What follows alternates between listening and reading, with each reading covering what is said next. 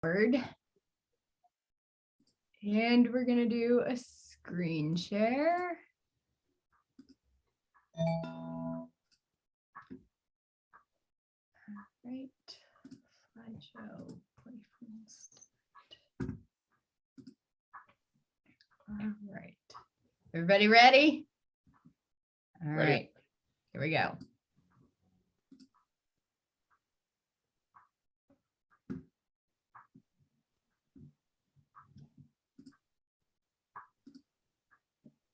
Good afternoon, everyone, and thank you for joining us for this Downshifting Costs webinar this afternoon.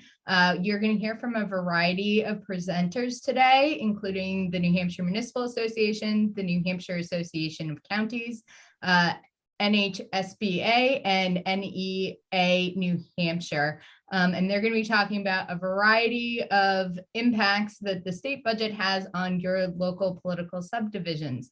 So first, we want to just make sure that you know how to participate in today's webinar. Questions will be taken for all presenters at the end of the webinar, and you can either submit a question via the Q&A feature at the black toolbar located at the top or bottom of your screen, or you can use the raise hand feature and be recognized to ask your question to one of the presenters. We are recording today's webinar, and it will be made available to all attendees and anyone else who would like to watch the webinar. So today, first, we are going to hear from the counties. So I'd like to introduce Chris Coates, who is the Cheshire County Administrator. Chris, take it away. Thank you, Kate, and good afternoon, and thank you for taking the time to meet with us on this topic of cost shifting and the burden it places on the towns, the cities, the schools, the counties, and most importantly, the taxpayer. As Kate said, my name is Chris Coates. I'm the County Administrator for Cheshire County, and I also sit on the Executive Committee of the New Hampshire Association of Counties, and I'm a trustee of the New Hampshire Retirement System. Furthermore, I was a city councilor for 10 years here in Keene. I was on the Keene Board of Education as a board member for 10 years, 3 of those as chair. And like many of you, I sat in the state house as a state rep. I've seen how the sausage in Concord is made, and when it comes to the state budget, and it's not pretty, but more importantly, I've witnessed the impact of the state balanced budget that has formulas that change from year to year and cuts to revenue that has increased community budgets by as much as $752 million without warning. In Keene, where I live, and in Cheshire County, the issue and concern of cost shifting is not new. We have witnessed property taxes that have tripled in the past 20 years. The reason has virtually nothing or very little to do with the local town, city, school, or county spending. And it has everything to do with the state cost shifting. The state has been systematically breaking nearly every promise it has made to the municipalities. And let's be clear, this is not an R or a D issue, as this has been done by both parties in the governor and the general court, and even when I sat in the general court. Continuing on in this path is not sustainable for our communities or the taxpayers of the said communities. We hope that through this increased awareness and information that this trend can start to be addressed and a discussion can occur. We know this will not be easy, and some have said it's like turning the Titanic away from the iceberg. Sadly, though, many communities have hit that iceberg and are taking on the water. So the time is now, and the urgency never more important or needed. These state aid programs were shared fiscal agreements that were developed to help New Hampshire communities that with needed services and taxes, but sadly has evolved into only increases in property taxes. It is critical to understand the effect that state level budget decisions have on local property taxes. And it is critical to understand that what the reduction in any state aid program has on any governing body and schools. Today you will hear and possibly learn many ways that the state has cost shifted its responsibility at the expense of local property taxpayers. I'll focus on a few high points and then focus on 2, retirement system and the county cap. And I know my colleagues on this call will address some of these on greater level of detail. The first up for me would be the meals and room tax enacted in 1967. The state bargained with the municipalities so that if the municipalities agreed to collect revenue for the state would split the revenue 60% to 40% with the municipalities. That was a promise that was made into law. However, that state However, the state has never kept that promise, even with the increase in the meals and room tax seen in the last session going back to the towns. This was followed by a decrease in the percentage tax or the collected. This takes hundreds of millions of dollars from local communities over the past 2 decades. And what it means property tax increased to fill that void. Business profit tax, enacted in 1969, again with the state promise that if the municipalities collected this tax locally, it would be returned to the local municipalities. That revenue sharing has decreased over time to little, if any, revenue returned to the municipalities. At times, maybe a few years back, they sent some monies back to the communities, but not on a consistent basis, nothing that anyone can count on. This too has taken hundreds of millions of dollars from local communities over the past 2 decades. Property taxes increased to fill this void again. Highway block grants. The state promised to help communities maintain and improve class 4 and 5 roads. This promise led the legislature to establish a sustainable plan to maintain and improve local roads and highways through the use of gas tax on fuel. However, only once in 23 years has the tax been increased to account for inflation. As a result, approximately 30% of local roads and highways are in poor condition. There's no state funding plan to connect the connection of the roads in your community. Property taxes have increased to fill this void, and those communities where necessary, road work is needed. State bridge aid. Due to lack of realistic funding through gas tax and tolls, there are as many red list bridges 10 years from now. There will be as many red list bridges 10 years from now as they were 10 years ago. Local communities that make their own repairs do so with 100% of only own local funding with limited success for reimbursement from the state. There's no state plan to honor the promise of providing adequate bridges aid to communities. Property taxes have increased to fill this void, or bridges are closed or not addressed. Both of these issues place life at risk. The New Hampshire retirement system. In 1967, the state insisted on all communities consolidate their local pensions and form one single retirement system for all public employees. In return for this, the state enacted a statute that promised to make funding contributions to mitigate the cost to local communities and to recognize that these costs are integral to the overall needs of the government in New Hampshire and to enable employees to retire after years of dedicated service. In the past few years, the state has broken these promises and dumped tens of millions of dollars of funding burdens onto the local property taxpayers. And in Keene itself, it was almost $2.5 million between the city, the county, and the school district. This saved the state budget from having to contribute the 35% promised contribution. And what that means, property tax increased to fill that void. Since the county cap, since 1794, counties have been responsible for the care of people who lack sufficient income to provide for themselves. In 1965, with the establishment of the federal program, this responsibility was shared between the federal government and local state government. Over the decades, the state has gradually but significantly shifted the cost of nursing home care to the local property taxpayer. There are complex formulas mixed in all of this, but in 1998, remember this, none of your local properties went to pay for Medicaid long-term care.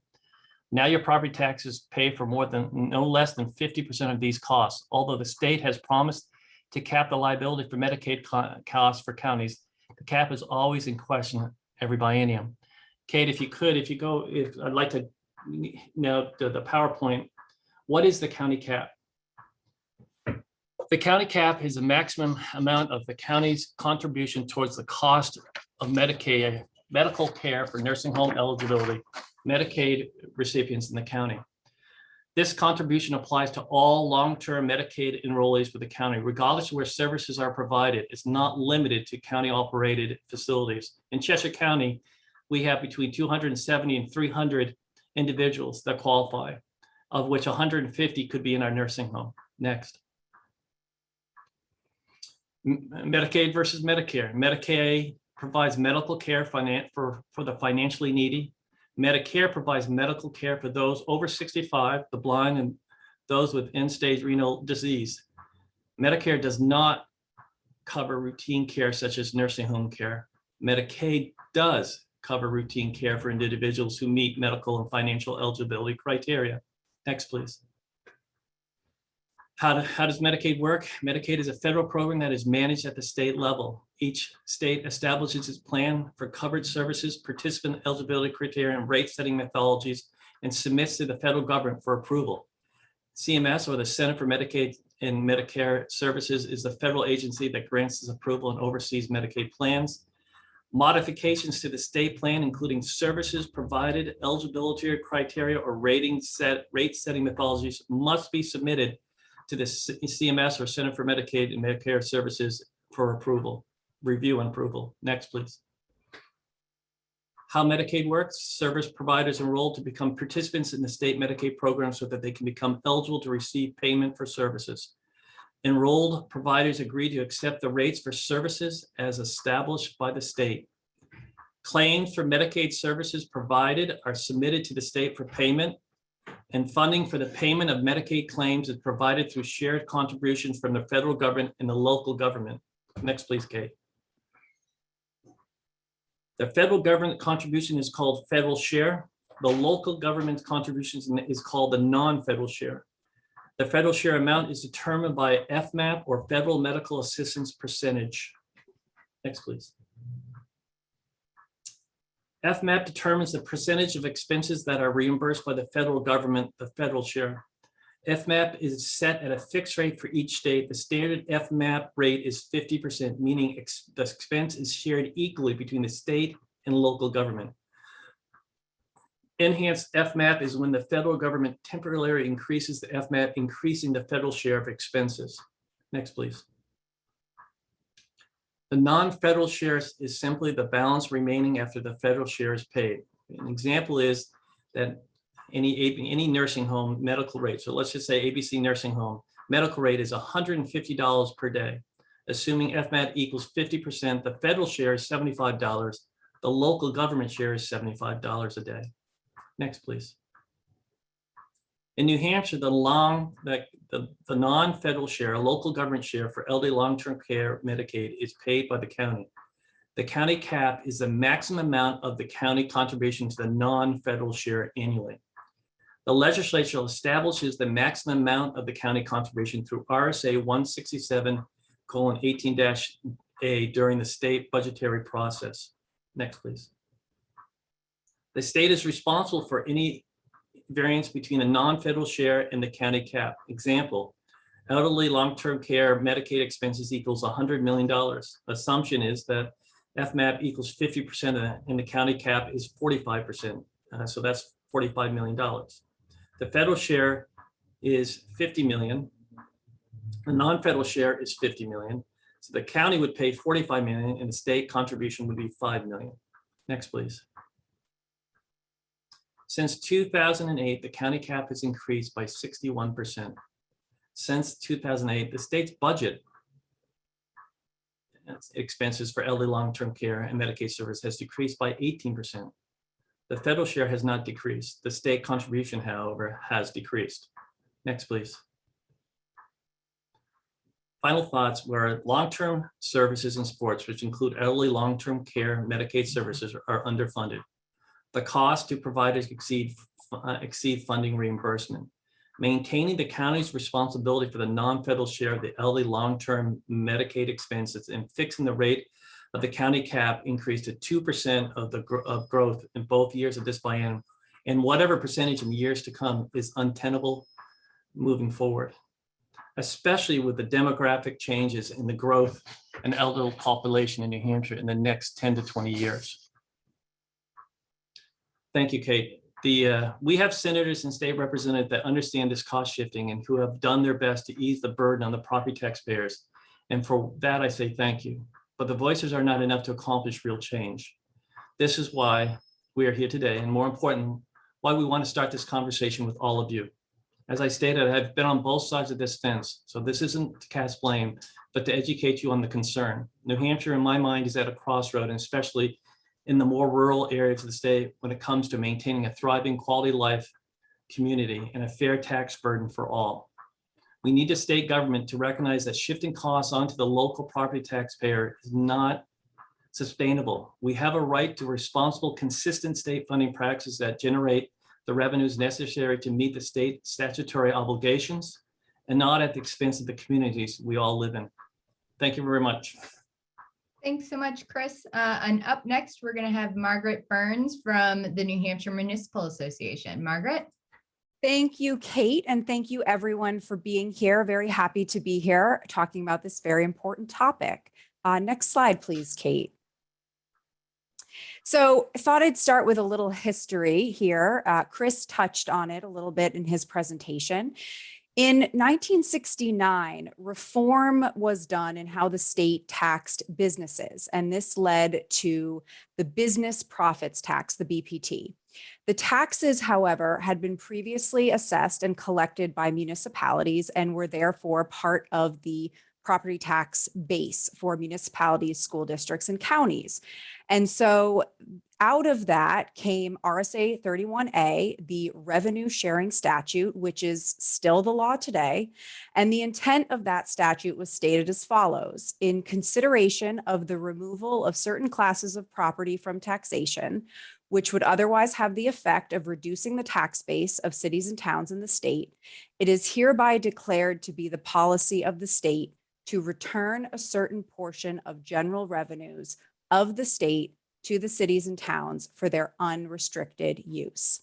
And I like to point to this quote that's on the screen here. This was part of the testimony of then Attorney General Warren Rudman.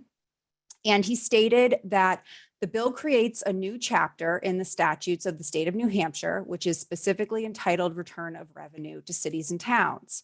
And it says, there is hereby appropriated for each fiscal year a sum sufficient to make the payments provided by this section. Now, the charge has been leveled that future legislators might choose not to honor this pledge. It seems quite doubtful to me that once this bill is passed, that any legislator would go back on its pledge to return revenue to cities and towns that originally belonged to those cities and towns. And I might also add in passing that I could hardly see a governor signing a bill which would deprive cities and towns of the revenue with which they once had. And of course, the language in RSA 31A remains in law today. However, unfortunately, the rest of the story is one that we've become accustomed to at the local level. The statute was enacted in 1970. It included a provision to increase revenue sharing by 10% each year. The 10% was short-lived. It was amended to 5% in subsequent years. In years future, other formulas were put into place, tweaking it. And then eventually in 2010, revenue sharing was completely suspended and remains suspended to this day. This is just one example of the downshifting of costs onto cities and towns that have occurred over time. When I think about downshifting and what it looks like for local government, I tend to put it into one of three categories. We have unloading state costs onto municipalities, so expenses and responsibilities that the state would have had, burdening them onto municipalities to handle.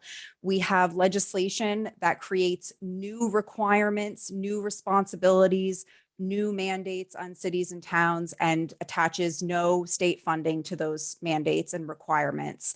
And then finally, a failure to fund programs as required and as promised by state law. And obviously, revenue sharing, 31A, meals and rooms distribution, state aid grants are just a few examples of where there has been a failure to fund those promises as required by state law. Not really downshifting, but something that I want to mention is the use of one-time funding in the state budget. Sometimes one-time funding is used to sort of provide an injection of funding for cities and towns when other forms of funding are cut or reduced. For example, in the prior budget, $40 million in one-time grants was provided to cities and towns. And it was paid over the 2 years of the biennium. But that was just one-time funding, not to be repeated in the current budget. Although there was legislation to bring it back, it was not passed. And Of course, one-time funding is positive, and municipalities can find great uses for that funding at the local level. But the challenge of it is that one-time funding is not a reliable stream of revenue. And often there's a call for that funding to be used for decreasing the property tax rate. But without it being a reliable year after year stream of funding, it becomes difficult to use it for that purpose. And so that's the challenge with one-time funding. Also presents difficulties for municipalities in budgeting if they're unsure whether a certain revenue stream will continue.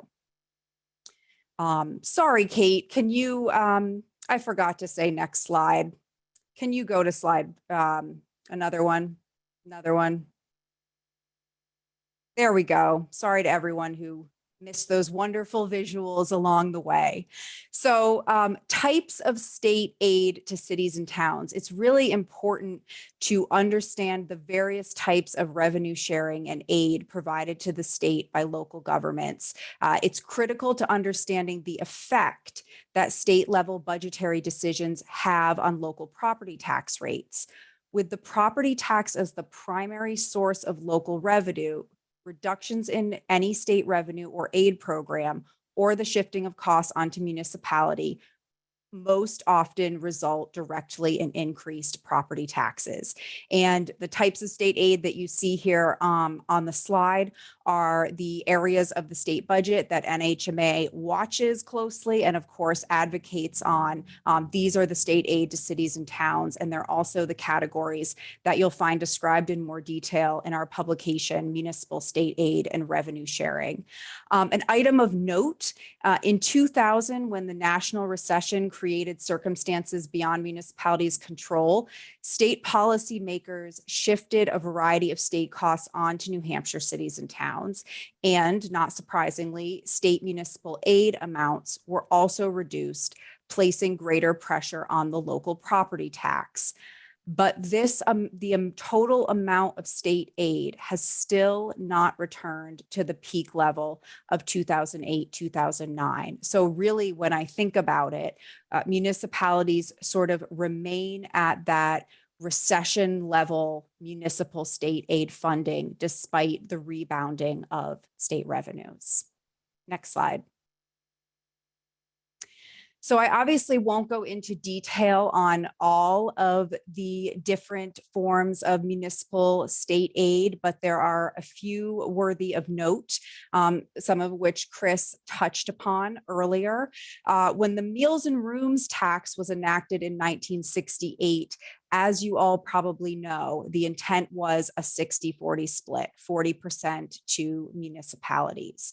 Over the years, the municipal share was decreased. And in 1993, the legislature enacted the so-called catch-up formula to gradually bring the municipal distribution up to the originally intended 60-40 split. And as you also all probably know, we never did achieve that. What you see here on the visual on the graph is that we peaked in 2010 with the 29%.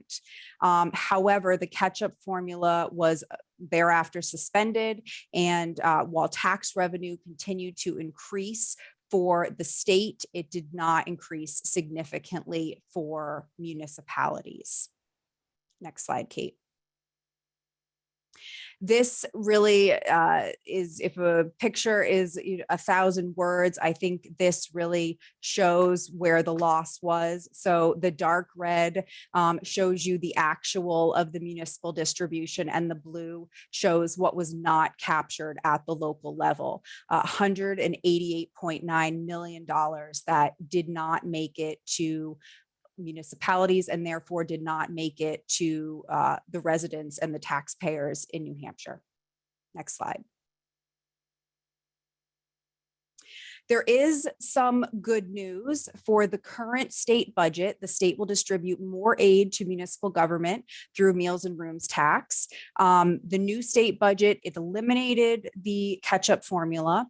It also eliminated the 40% promise, which was ultimately disappointing. However, it It brought the percentage to 30%, which is higher than where we were and even higher than where we peaked in 2010.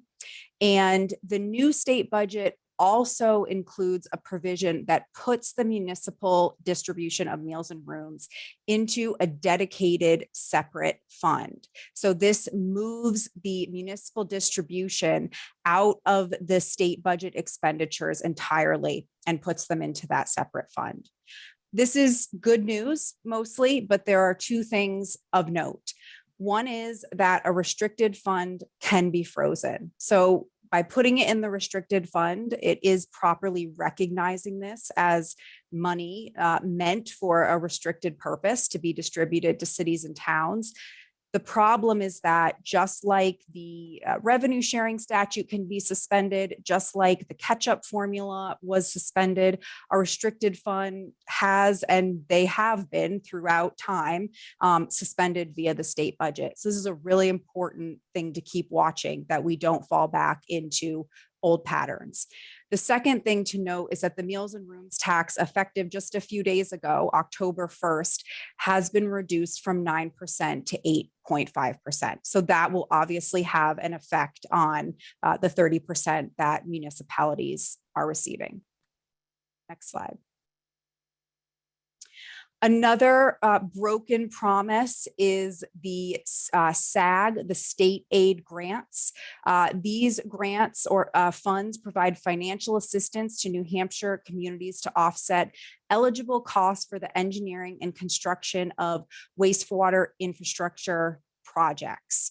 In the last budget cycle, the 2021 budget cycle, we finally lifted the moratorium that had previously existed on funding these projects. We finally got back to catching up to where we were supposed to be with funding a portion of these important projects. But we have now returned to a moratorium in the current budget. The current budget includes $0 for 11 wastewater projects that were completed by December 31st, 2019. These are communities that were due their funding in 2020. The payments were held off because of uncertainty with the state revenues due to COVID. But even when revenues rebounded, these projects were not funded in 2020. And the current budget also allocates no money for the state aid grants for the 110 wastewater projects identified by DES as eligible for the funding. Next slide. I would be remiss not to mention that there is still hope for funding for the state aid grant bills. There are two bills that have been retained. House Bill 412 applies to funding for public water system projects, and House Bill 398 applies to funding for eligible wastewater projects. And I believe both of these retained bills received positive recommendations out of their committees just this past month. So there is still an ability to fund these projects. It's important to keep in mind that this funding comes once the project is substantially completed. And because state law creates this 20% match, many municipalities who have completed or substantially completed their projects did so with the understanding that this portion of the funding would come from the state, and even told taxpayers and citizens when they voted to approve these projects that a portion of the funding would come from the state. So the failure to fund them obviously directly impacts property taxes. Next slide. And of course, we have to talk about the retirement costs and how those have affected local property taxpayers over the years. Prior to 2012, the state contributed 35% of the employer rates for teachers, police, and fire. The contribution rate decreased in 2011, and it was entirely eliminated in 2012. So as you can see on the chart, the municipalities' employer contribution rates have increased significantly with the state no longer contributing. On top of that, new employer contribution rates for fiscal year 2020 2022 and 2023 increased on average approximately 20% beginning this year, beginning July 1, 2020. So this is a substantial impact on municipal budgets and on taxpayers. Over the past few years, there has been proposed legislation to reinstate a state contribution, small amounts, 15%. There was also a bill for 5%. And these bills would have an important impact on local budgets and property taxpayers, but they have been unsuccessful. Next slide. Many of the consequences of the downshifting and the unfunded mandates are relatively obvious and have been referenced by Chris, and I'm sure will be referenced by future speakers this afternoon. But the big impact is on property taxes, with local property taxes being the majority of funding that goes into funding a local budget. All of these costs that are pushed down on municipalities, all of these revenue streams that are taken away and can no longer be relied on, is going to result in a property tax impact. It also will result in the cutting of other programs and services in order to fund new requirements. And to not lead to a huge property tax spike. It also leads to unpredictability in budgeting. If there's a stream of revenue that can't be relied on, it does make it difficult for municipalities to plan their budgets accordingly without knowing what will happen. Last slide, Kate. So thank you everyone for listening this afternoon and for joining this webinar. If you have questions about downshifting, the history of municipal state aid, you can learn more in NHMA's Municipal State Aid and Revenue Sharing publication, which is on our website. And you can also contact us with the information there on the screen. Thanks, Kate. Thanks so much, Margaret. Really appreciate it. Up next is John Freeman, who's going to talk to us about the impacts on schools.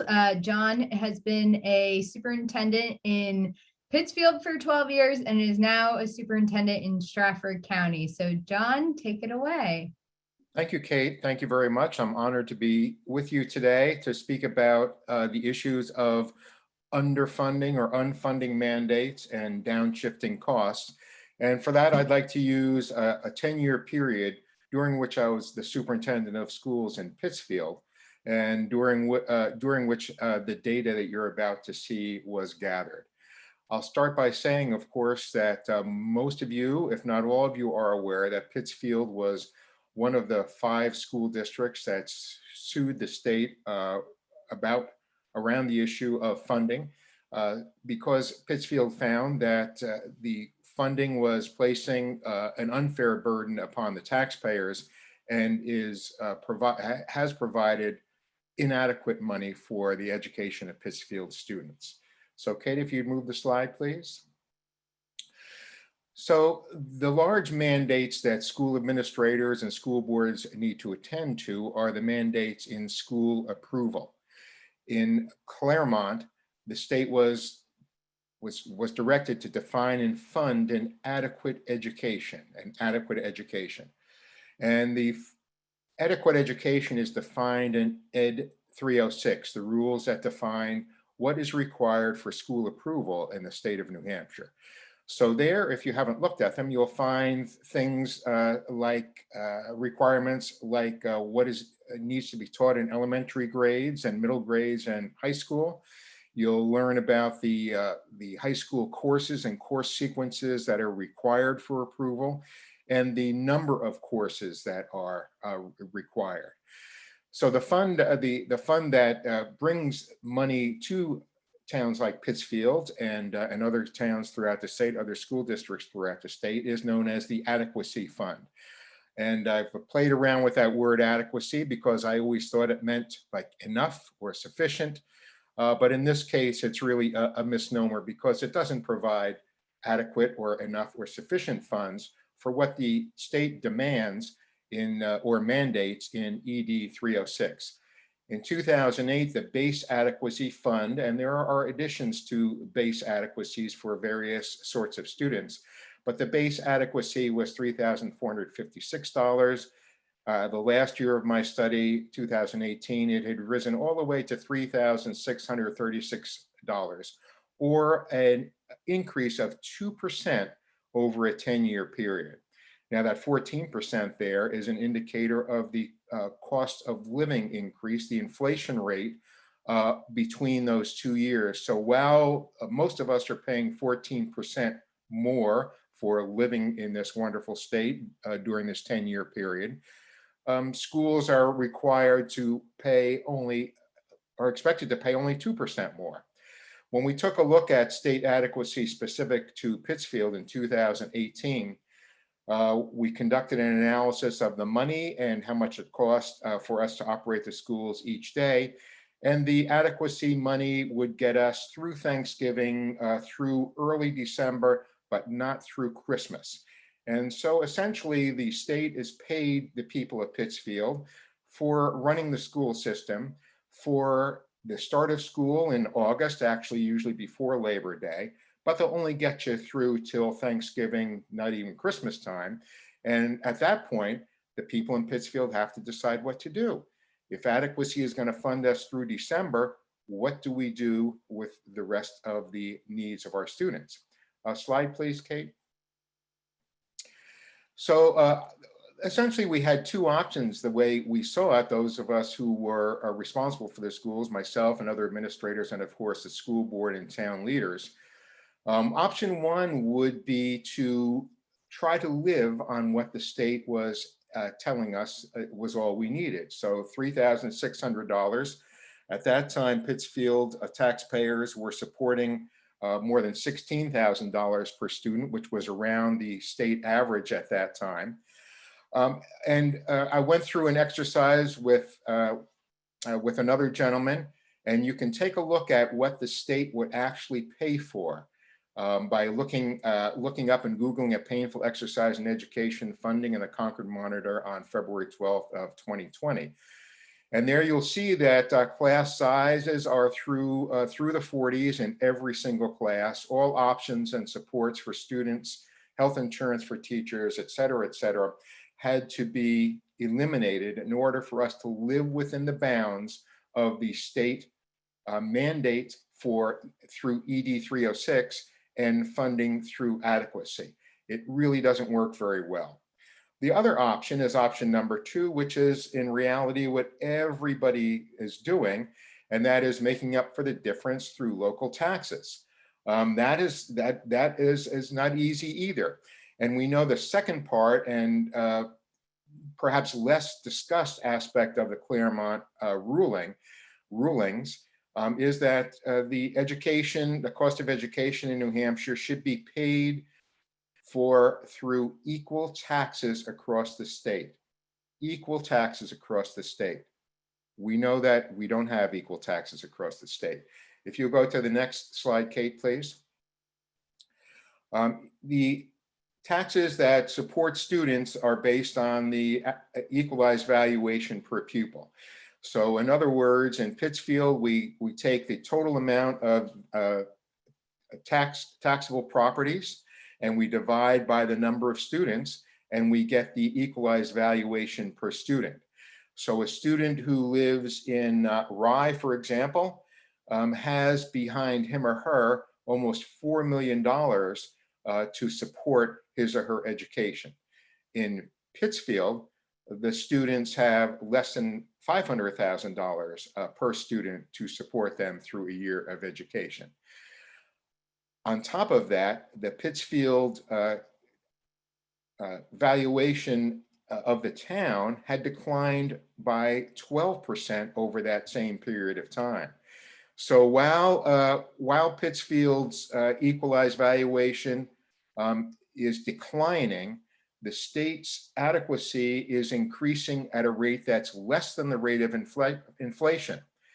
Because of those greatly varying equalized valuations per student, you will, of course, result in an unequalized education tax rate. So in 2018, as you can see, the Rye education tax rate was $6 per thousand, and in Pittsfield, $20 per thousand. Fair to say that the taxpayers in Pittsfield were paying more and getting less. Pittsfield could not afford to keep and maintain the sort of program that was meeting the state standards in 2008 through all those years through 2018. Next slide, please, Kate. So when we talk to this Pittsfield School Board every August or early September, we would ask, we the administrators would ask for the school board members to give us guidance as we were beginning to develop the school district budget for the following year. And essentially, I could predict, and most people could predict, and even the school board members could predict for themselves, that they were going to tell us no bottom line increase. Very reasonable. Pittsfield is a poor town, a property poor town, a high rate of poverty, a high rate of free and reduced lunch. The school district budget in 2008 was $9.9 million. In 2018 was $10.3 million. So the district budget gained over that period of time of 10 years, $350,000. So the district budget increased by 3.5%. Again, the inflation rate is 14%. Because of the declining property values in Pittsfield, Pittsfield's education tax rate increased, local education tax rate increased by 48%, at the same time as the people were paying for a small, modest, not even keeping up with the rate of inflation increase in the school district budget. Almost a 50% increase while staying essentially even with your bottom line. Next slide, please. So this happened while we were trying to fulfill the mandates, the unfunded or underfunded mandates of ED 306. These include cost increases to special education. We also could do an entire show here on special education because the state has increased the requirements for special education over the federal standards and never provided all the funding for it. Of course, employee contracts, Pittsfield are very frugal people there. Our teachers are some of the lowest paid in the state, and we regularly have teachers leave us for a bump of up to 50% in their salaries. Health insurance increase and New Hampshire retirement increase, which has been mentioned earlier. I'm going to touch on that again in a few seconds. To me, a sensitive school administrator, I know that to me, the losses to the students are great as well. Class size increases, support for struggling students, which may keep students out of special education identification, options for students, including high school electives. Entire programs were eliminated, AP courses, which most high schools in this nation expect. Foreign language courses, for several years, we had to teach out of the Rosetta Stone system. Summer school eliminated, and other programs as well. Next slide, please. The New Hampshire retirement system is perhaps an interesting story, and you've seen those graphs by the previous speaker. In 2018, Pittsfield was paying 8.93% of a teacher's salary, and these are teacher figures, teacher salary for New Hampshire retirement system. In 2018, the rate was 17.36%, or an increase of 51%. Again, the inflation rate's 14%. The school district budgets increased 3.5%, but the rate of that the district needed to pay for teachers increased 51%. So if you look at the average teacher in Pittsfield, in 2008, the average teacher made $37,000, flirting very closely with the low poverty numbers for our state.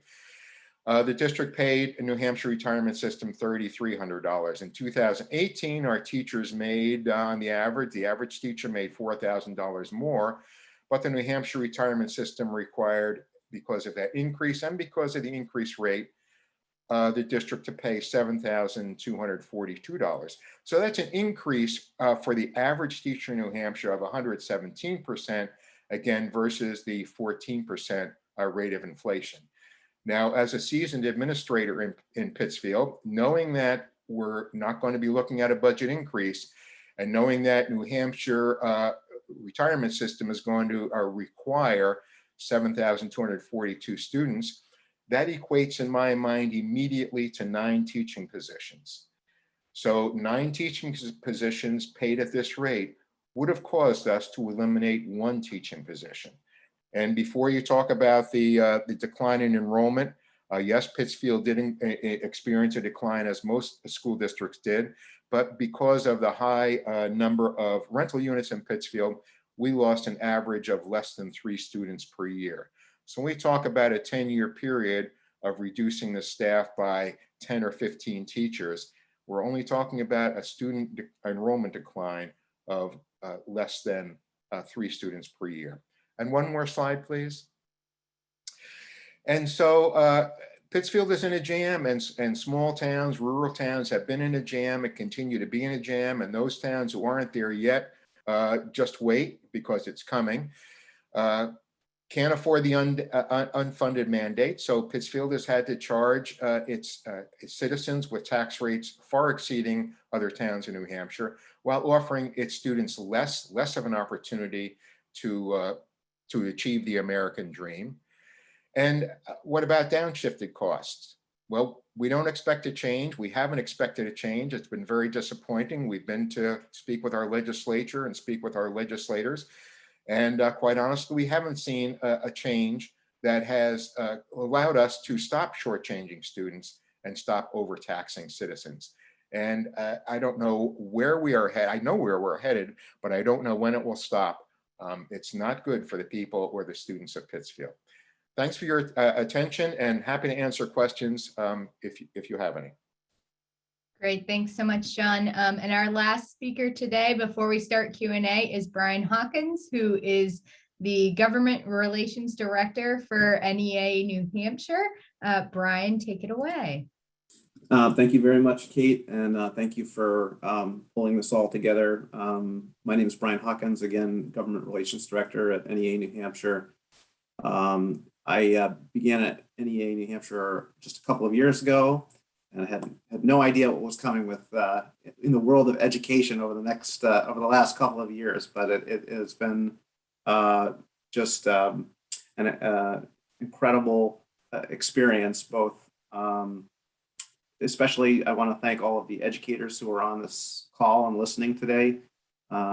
You have done an amazing job in extremely trying circumstances. And that was before we even had a pandemic. That was when we had an opioid crisis, which we still have, and all of the other parts of society that seem to have schools and educators as part of the solution at the center of all those. So thank you for all that you do and continue to do, especially in this trying school year. As you can see, I'm not Megan Tuttle, but she was not feeling well, so wish her well. But I'm going to carry on her stead to try and deliver this presentation. So thank you all for being here. I'll go to the next slide, Kate. So some of my fellow presenters covered some of these topics before, so I'm not going to touch too much in depth on these. And I think John quite eloquently explained the challenges we have with education funding overall, which just seems to be a year-to-year downshift every year. That's the one consistent part of it. Folks touched on the 35% that was dialed down to 0 for teachers, police, and fire.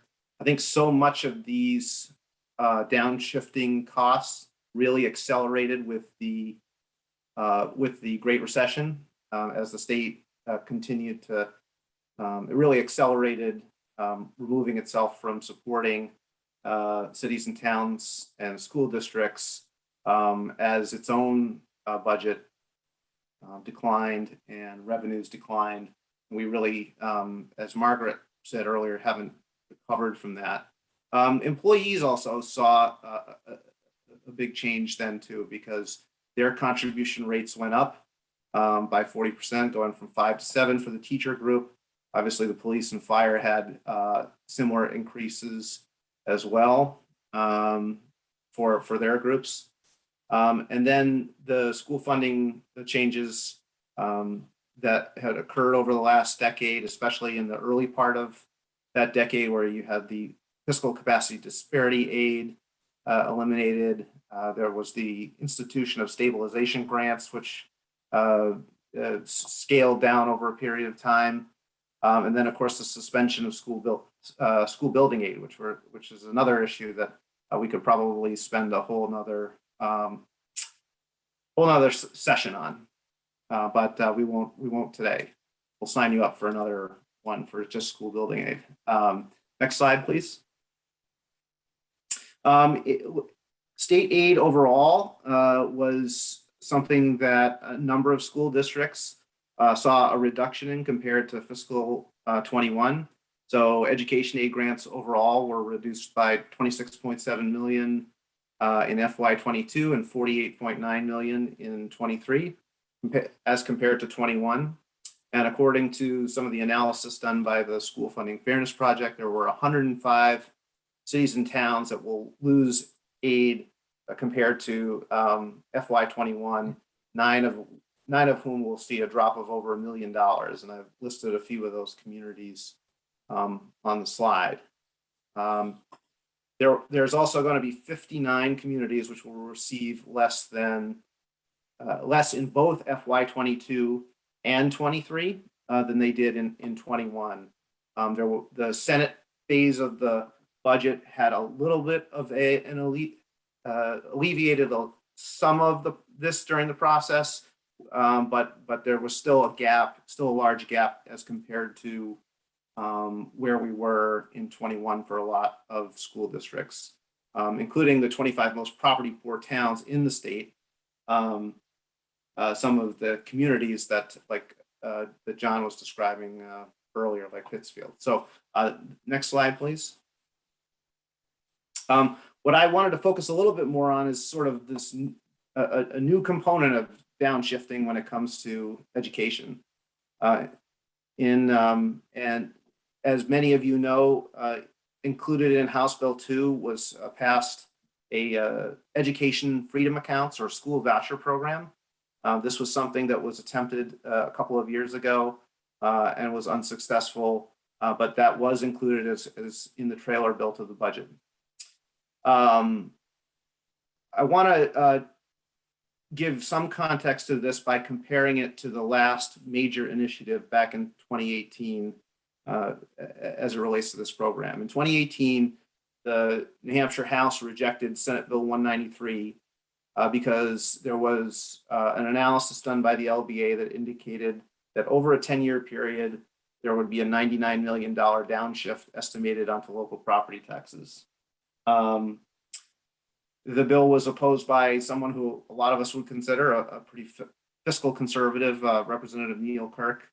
And this was a program that had an income cap to it, a lasting income cap, enrollment limits, limited eligibility, at least in the final version of what they were going to vote on in that year. Yet there was still that concern that it was going to mean a significant downshift to taxpayers. As Representative Kirk indicated on the floor, that the bill shifts a major financial burden onto local property taxpayers. If you go back into the history of the House record and the calendar that year, one of the things that Representative Theberge indicated in his blurb that year was, when you remove a child from the school district, there are still those fixed costs that are far higher than the amounts that bill provided for, and that last longer than just a couple of years, and that it was going to be imposing a significant financial burden that increases over time, and ultimately this burden will be borne by local property taxpayers, and that the downshift of over 99 million to local school districts during that program's ramp-up period would most likely result in increased local property taxes. So next slide, please. So I give you that context simply because the language that we have today is far more expansive than what we saw then. And so when there was a concern about that downshift, that $99 million downshift, and I mentioned some of the limits that were put on that legislation. The language that we're dealing with today has no enrollment limit. There was an enrollment limit in the previous bill.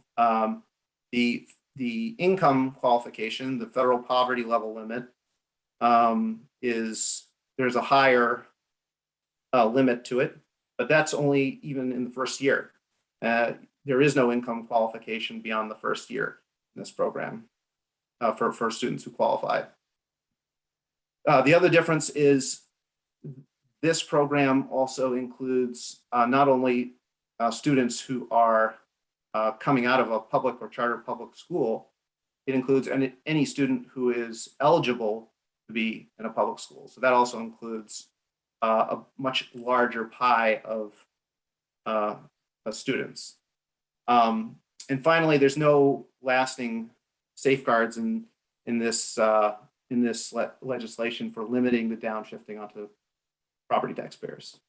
Next slide, please. So as Representative Kirk again said, the loss of state aid, at the end of the day, if you aren't getting that state aid, how do you make up the difference? And as some of the previous speakers indicated, you only have a couple of options at the local level. So I apologize for the small type here on this one, but the Department of Education estimates that an average of $4,600 per student would be the amount for students who are leaving the public school system. And so that's state aid. That would be both including the base adequacy aid and any differentiated aid that would have followed that student. So that's money that is of the limited aid that school districts already receive. That's aid that they would not be receiving if there is a student that leaves the school district. Just skipping down to the bottom very quickly, there are phase out grants, but those grants go away after a couple of years. And then in 2026, there are no more phase out grants at all. So though, when I said before, there's no lasting protections for local property taxpayers, that's what I meant by saying that they're not lasting. The other piece here that I want to mention is, as I said, this is not just applying to students that would leave the public school district. We're also talking about new spending on existing non-public school students. And so the concern there is all of this funding is coming from the Education Trust Fund, and there is no new revenue source to provide for that.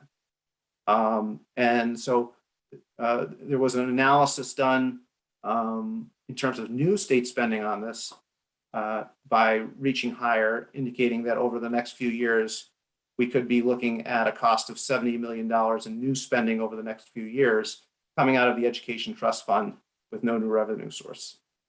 And if you've paid attention to some of the news lately on this program, one of our concerns certainly is that in the first batch of enrollment into this voucher program, the program's already over 5,000% over budget. They estimated in the first fiscal year $129,000 being spent. As of right now, the commissioner and the head of the scholarship organization are indicating we could be looking at 1,500 or 2,000 enrollments. And so even if that is mostly made up of existing students who are not attending a public school, that's, you're looking over $10 million, potentially over $10 million in the first year. So that is a major concern, not only about the downshift that this could mean for even a small percentage of students leaving the public school, but also this new category that we're looking to spend on this program, and what that could mean for needing to provide for funding 2 different school systems when we really weren't even adequately funding the first one. Now we're also embarking on a second one. I think I'm on my last slide here.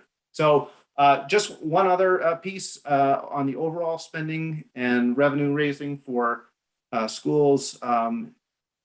There's a recent NEA national report that ranks New Hampshire 15th in total revenue raised per student and 10th in per student spending. And if you were paying attention to the School Funding Commission, some of that, they looked closely at some of that data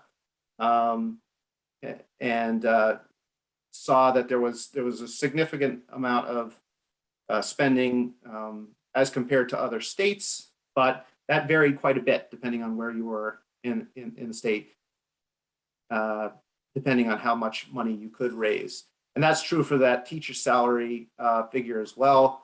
We're right about in the middle in the country, but the fluctuation in salary ranges greatly, and you don't need to travel that far for that to happen. And so that is another challenge for school districts to try and navigate. And then I think more directly related to our conversation today on downshifting, we rank 50th in state support to school districts. I'm sure that probably doesn't surprise a lot of people on this call, certainly some of our other panelists, but that is something we certainly hope to correct in the years to come as we hopefully address this issue of school funding. So thank you very much. Happy to take any questions. Thanks, Kate. Thanks, Brian. And we do have time for a couple of questions. We're going to bring back Margaret to facilitate the Q&A. So you can either type your question into the Q&A or you can raise your hand and Margaret can unmute you so you can ask your question. Thanks, Kate. We have a hand up, so I'm going to unmute you, Michael, to ask your question. Should be able to speak.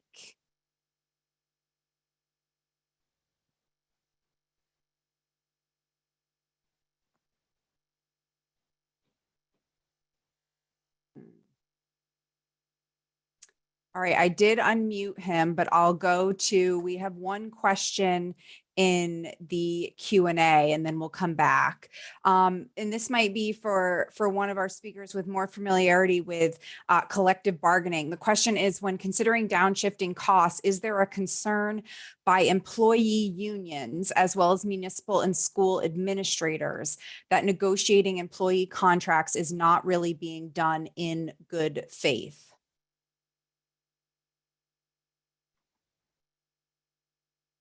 I'll take a stab at that one. I think anyone who's been at the bargaining table this year and last year has, felt the pressure of downshifted costs, including the increased rates from the retirement system. So I guess what I would just say about that is, yeah, I think that's why it's important to have these kinds of conversations. I mean, salary and benefit negotiations aren't the only pressures that, whether you're a school or a county or a municipality, that has an impact on. And so, we have an obligation to enter into good faith negotiations when we hit the collective bargaining table. But that the one of the things that certainly we share in common is these outside pressures that I'm thankful we're having the conversation about today. Thank you, Brian. Michael, it looks like you are unmuted if you want to ask your question.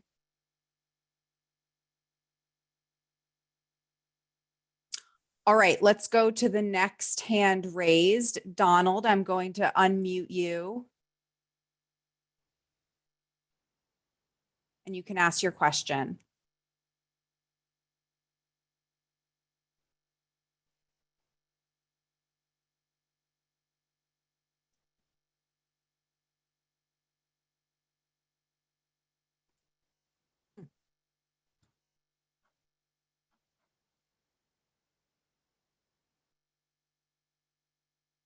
He's unmuted. He's still muted.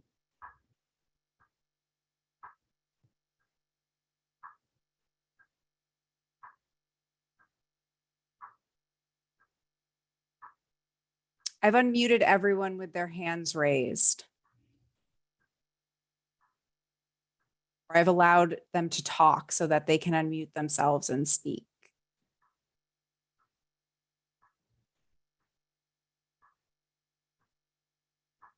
Should I jump in, Margaret? Sure. This is Diane Cummings. I'm in Littleton. I currently serve on the budget committee, and I was a member of the Littleton School Board for 14 years. One of the questions that came up at the budget committee last year was definitely the retirement system. We can't understand the increases that the municipalities have to pay towards that. And I'm wondering, how is it funded? Where do the revenues only come to support the retirement system from the municipalities, or does the state actually invest in anything to offset some of the cost?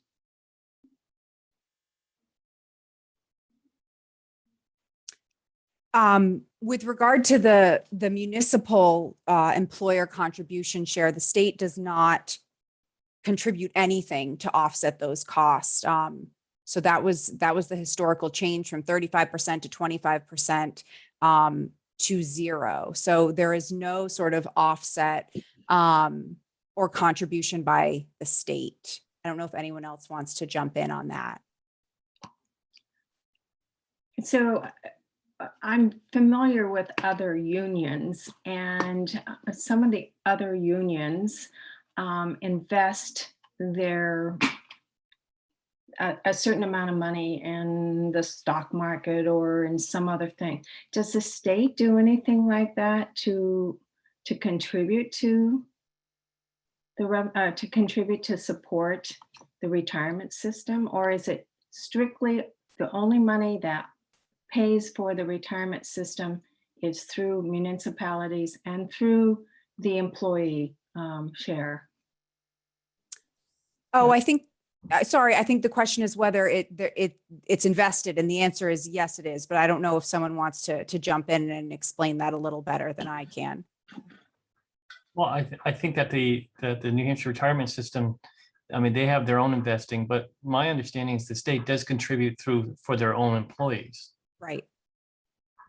I mean, that's what they contribute. Otherwise, they don't. You know, that's where the other percentage was taken out, and that's the impact we feel on the county level, on the school levels, and on the cities and towns level. Is that now we're paying that percentage that the state had been paying. The only percentage that they're paying currently is what they put into what they pay themselves on behalf of their employees that are in the retirement system. Yes, the only piece I would add is other than the employee and employer contributions to the retirement system, the biggest piece there is the rate of return that we do get on the investments. And that has a substantial, if not the most impactful component as far as what happens to the rates. I mean, they do a smoothing out period to help set those rates every 2 years. But how well our investments do have a tremendous impact on what it means for the employer rates every 2 years. Well, on that, not to take up anyone else's time, but we were curious about why the rates increased so dramatically in the last couple of years when investments have been good. The rate of return should have been good. So who is in charge of that, so to speak? It's the New Hampshire retirement system that takes but it's not. They work with individuals within that they work with, that that says this is what the market could look like. This is what you're going up with, and with COVID, we didn't know where things were going. So we take all the information that's gathered and from the leadership that is through the New Hampshire retirement system. Remember too, that, the New Hampshire retirement system is recovering also from when the state, at one point did go in and utilize monies. And so they're on a plan to get it to be adequately funded by, I want to say it's 2039. I just don't have it right in front of me, so I can't remember. And we're on that path, and we're doing well on that. But along the way, there's COVID has created this unknown of what the market could look like. And even though market has been going up, and you just didn't know. So that's where they bring in the leadership brings in, analyze what those are saying, that projections going out, and then we have to make a recommendation on how to move forward. So I would like to find out how those investments have, what has happened to those investments over the years.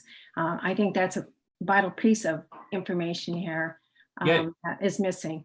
Diane, and if you can leave Kate your address. I know that Jan Goodwin, who is the executive director for New Hampshire Retirement System, and other leadership members would be more than willing to explain any questions you may have, answer any questions you may have.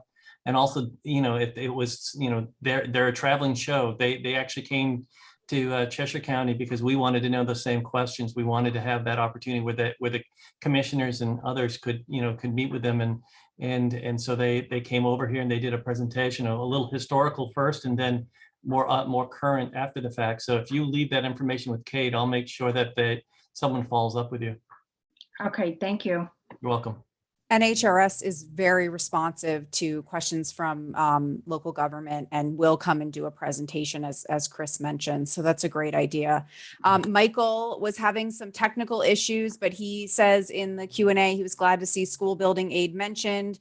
This hit many communities, but got very little attention. The optional motor vehicle fee for towns has not budged from $5 maximum. I tried to double it and was told this was a way around a tax cap.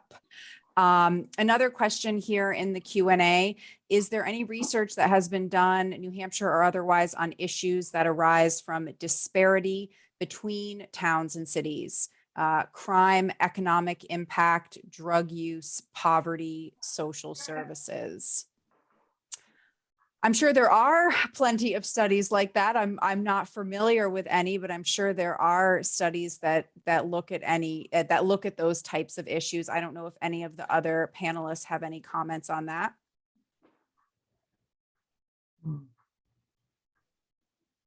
One more question I see in the Q&A. Oh, it's not a question. It's a helpful comment. There is information at newhampshire.gov about the retirement system, and you can check the state website for information there. Great point. Thank you very much for that. And not seeing any more hands raised or any questions in the Q&A, I will turn it back over to you, Kate. Awesome. Thank you so much, Margaret. We just want to thank everyone for joining us today. We want to thank our sponsors, NHSBA, NHMA, NEA, New Hampshire, and NHAC. We thank you all so much for participating, and we'll be sure to send out the slides and the recording of the presentation to everyone as soon as it is available. So thank you so much, and everyone enjoy your evening.